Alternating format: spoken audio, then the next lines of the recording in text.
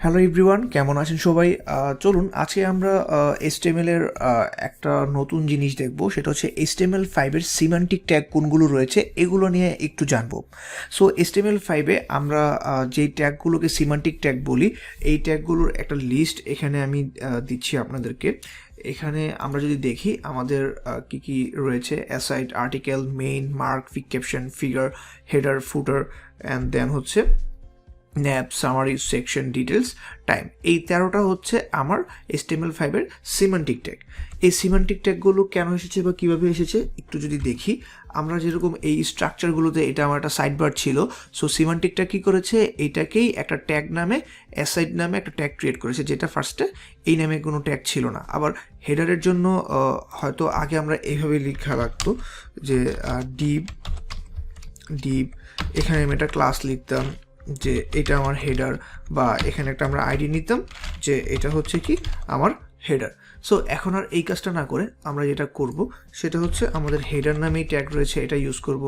নেভিগেশনের জন্য আমাদের nap tag রয়েছে, এটা ইউজ করতে পারি। আমাদের সাইড বারের জন্য আমরা অ্যাসাইড ট্যাগ রয়েছে, এটা ইউজ করতে পারি।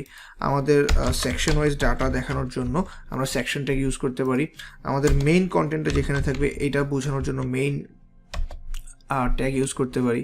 হ্যাঁ, তারপর হচ্ছে এই মেইন ট্যাগের ভিতরে আবার সেকশন থাকতে পারে বা আরও আর্টিকেল থাকতে পারে, তো আর্টিকেল ট্যাগ আমরা ইউজ করতে পারি আমাদের যে কোনো আর্টিকেল দেখানোর জন্য। এখন আমরা ইউজ করি কি আর্টিকেল ট্যাগ। এছাড়াও অনেক ডিটেলস ইনফরমেশন শো করানোর জন্য আমরা ডিটেলস নামে একটা ট্যাগ রয়েছে, এটা ইউজ করতে পারি।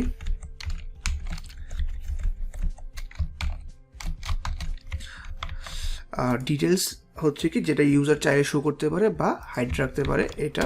আর এই ডিটেলসের শর্ট ফর্মটা যদি আমরা দেখাতে চাই যে আমাদের শর্ট ফর্মে দেখাচ্ছে এরকম যদি আমরা রাখতে চাই, তাহলে আমরা ইউজ করতে পারি সামারি ট্যাগ। এই সামারি ট্যাগের মাধ্যমে আমরা HTML-এর ডিটেলসের শর্ট যেই সামারিটা আছে এটা আমরা এইভাবে দেখাতে পারি।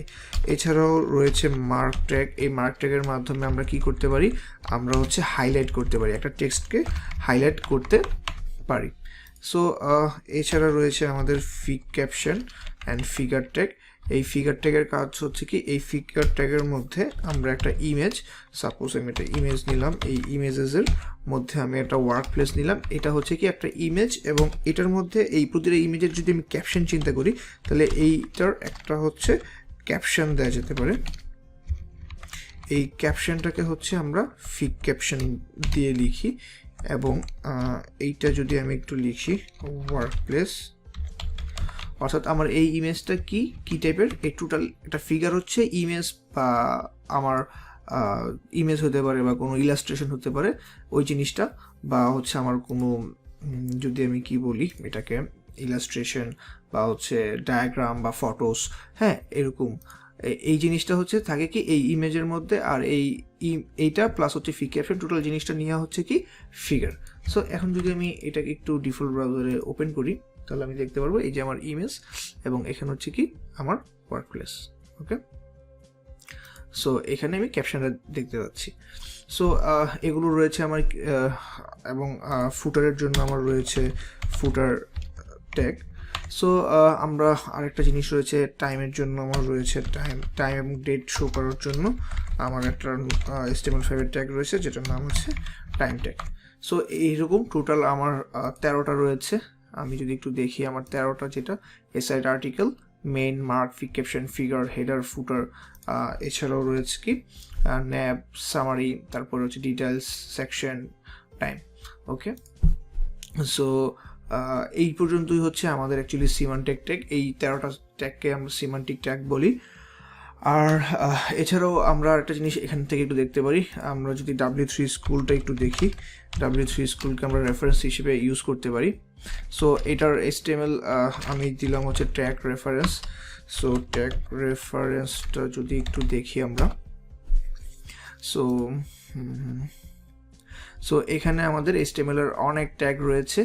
সো আপনারা সবাই একটু বাসায় এই ট্যাগগুলো একটু দেখবেন যে আমাদের কি কি ট্যাগ রয়েছে এবং কোন ট্যাগের কাজ কি। অলমোস্ট আমরা সবগুলো ট্যাগই দেখেছি। সো আর একটু দেখার জন্য এই HTML W3 স্কুলের HTML এর যে টেক্সট রেফারেন্সটা রয়েছে এইটা আপনারা দেখতে পারেন। আর HTML এর সিমান্টিক ট্যাগের জন্য যদি আমরা একটু দেখি, সো আমি যদি একটু সিমান্টিক ট্যাগগুলো নিয়ে কথা বলি, তাহলে এই যে এখানে সিমান্টিক ট্যাগগুলো রয়েছে, আপনারা চাইলে এখান থেকে সিমান্টিক ট্যাগগুলো একটু দেখতে পারেন এবং স্ট্রাকচারটা একটু দেখতে পারেন। এবং এখানে একটা জিনিস বলা আছে আর্টিকেল ইন সেকশন। সো আর্টিকেলের মধ্যে আমরা সেকশন ইউজ করতে পারবো, আবার সেকশন ট্যাগের মধ্যে আমরা আর্টিকেল ইউজ করতে পারবো, এবং আর্টিকেলের ভিতরে আমরা চাইলে হেডারও ইউজ করতে পারি।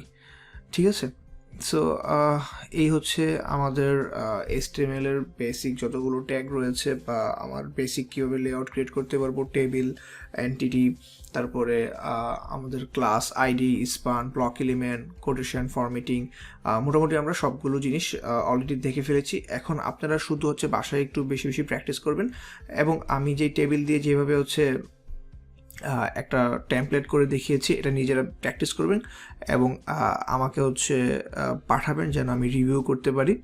আর এই যে ক্যাপশন, ফিগার, এই জিনিসগুলো এখান থেকে দেখতে পারেন। সো গাইস, আজকের লেসনটি আমি এতটুকুই রাখছি, আর নেক্সট লেসনে দেখা হচ্ছে ইনশাল্লাহ। সো ভালো থাকবেন সবাই, আল্লাহ হাফেজ।